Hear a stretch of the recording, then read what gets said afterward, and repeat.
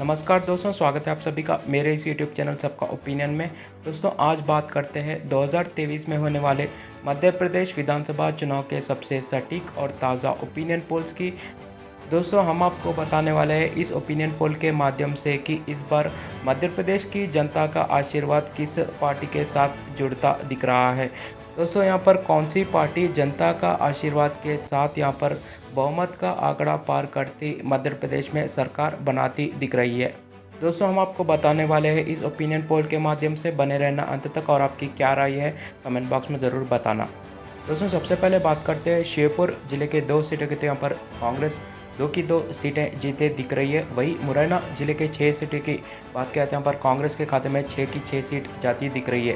दोस्तों अभी तक के इस सटीक ओपिनियन पोल्स में 8 सीटों का नतीजा आ चुका है, जिसमें कांग्रेस 8 की 8 सीट जीतकर सबसे आगे चलती दिख रही है। दोस्तों अब बात करते हैं भिंड जिले के 5 सीटों की, तो यहाँ पर 5 की 5 सीट कांग्रेस इस बार जीती दिख रही है। वही ग्वालियर जिले के 6 सीट की बात करते हैं, यहाँ पर भाजपा को 2 सीट मिलती दिख रही है। वही कांग्रेस यहाँ पर 4 सीट जीतकर अच्छा प्रदर्शन करती दिख रही है इस चुनाव में। दोस्तों वही बात किया जाए यहाँ पर अशोकनगर जिले के 3 सीटों की, तो यहाँ पर कांग्रेस के खाते में 3 की 3 सीट जाती दिख रही है अशोकनगर जिले के 3 सीटों की। वही सागर जिले के 8 सीटों की बात करते हैं, यहाँ पर भाजपा के खाते में 4 सीट जाती दिख रही है। वही कांग्रेस भी यहाँ पर 4 सीट जीती दिख रही है इस चुनाव में। दोस्तों अब बात करते हैं गुना जिले के 4 सीटों की, तो यहाँ पर कांग्रेस 3 सीट जीती दिख रही है। वही भाजपा 1 सीट जीती दिख रही है। वही दोस्तों दतिया जिले के 3 सीटों की बात करते हैं, यहाँ पर कांग्रेस 3 की 3 सीट जीतकर ज़बरदस्त प्रदर्शन करती दिख रही है। दोस्तों इसी के साथ 37 सीटों का नतीजा आ चुका है, कांग्रेस सबसे आगे चलती दिख रही है। दोस्तों अब बात करते हैं टीकमगढ़ जिले के 4 सीटें की, तो यहाँ पर भाजपा के खाते में 4 की 4 सीट जाती दिख रही है टीकमगढ़ जिले की।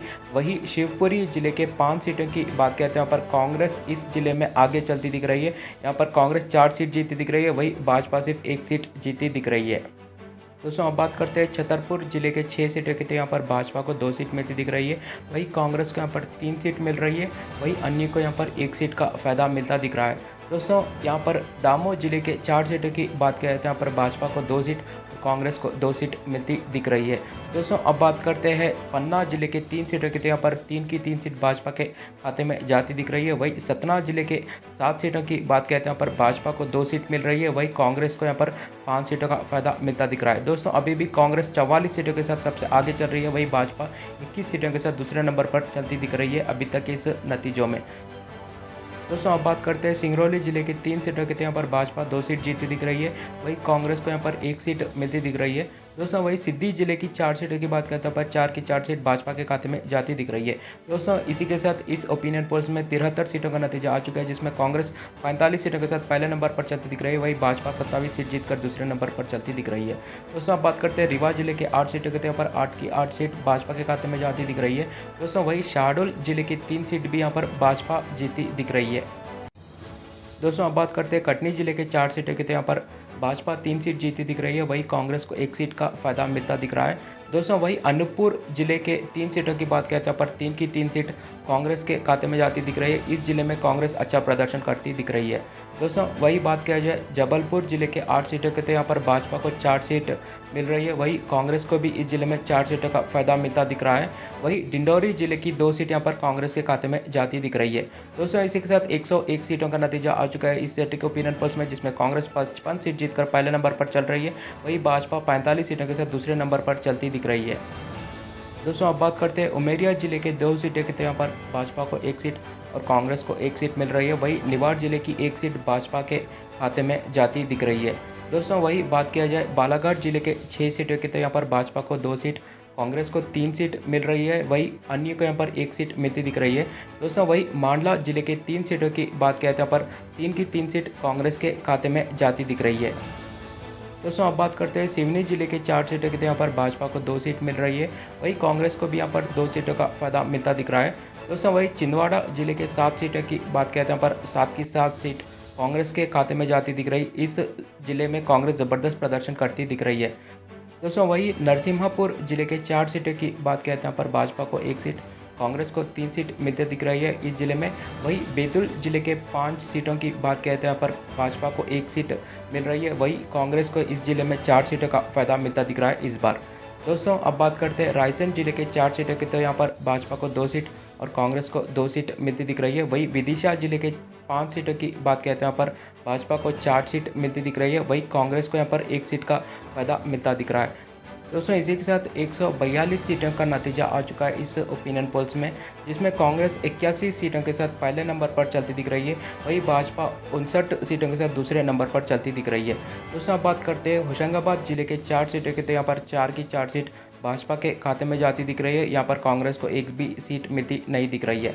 दोस्तों वही हरदा जिले के 2 सीटों की बात करें तो यहाँ पर भाजपा को ही 2 की 2 सीट मिलती दिख रही है। यहाँ पर भी कांग्रेस का खाता खुलता नहीं दिख रहा है इस जिले में।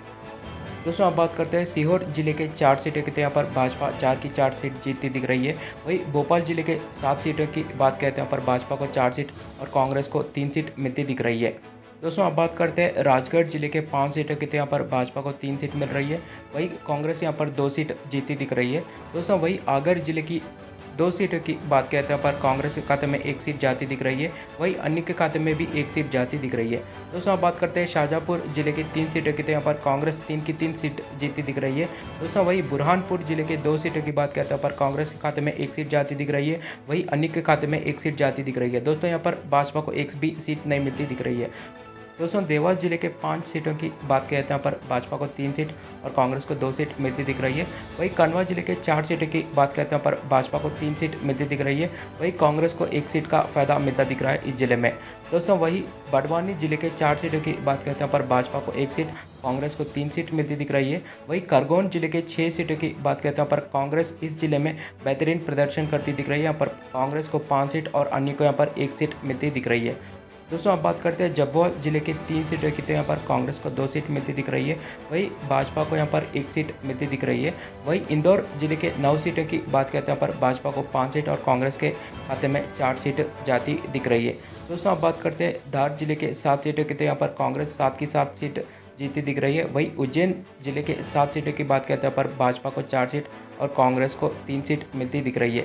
दोस्तों इसी के साथ कांग्रेस बहुमत का आंकड़ा पार करती दिख रही है। अभी तक के इस ओपिनियन पोल्स में 118 सीट जीतकर कांग्रेस बहुमत का आंकड़ा पार करती दिख रही है। वहीं भाजपा 93 सीटों के साथ दूसरे नंबर पर चलती दिख रही है। दोस्तों अब बात करते हैं रतलाम जिले के 5 सीटों की। तो यहाँ पर भाजपा को 2 सीट और कांग्रेस को 3 सीट मिलती दिख रही है। वहीं नीमच जिले के 3 सीटों की बात कहते हैं, पर भाजपा को 1 सीट और कांग्रेस को 2 सीट मिलती दिख रही है इस जिले में। दोस्तों अब बात करते हैं अलीराजपुर जिले के 2 सीटों की। तो यहाँ पर भाजपा को 1 सीट और कांग्रेस को 1 सीट मिलती दिख रही है। वहीं मंदसौर जिले के 4 सीटों की बात कहते हैं, पर 4 की 4 सीट भाजपा के खाते में जाती दिख रही है। दोस्तों इसी के साथ मध्य प्रदेश विधानसभा चुनाव 2023 के इस ओपिनियन पोल्स में कांग्रेस 124 सीट जीतकर सरकार बनाती दिख रही है। वहीं भाजपा सिर्फ 101 सीटों पर सिमरती दिख रही है। दोस्तों आपकी क्या राय है, कमेंट बॉक्स में ज़रूर बताना। धन्यवाद दोस्तों।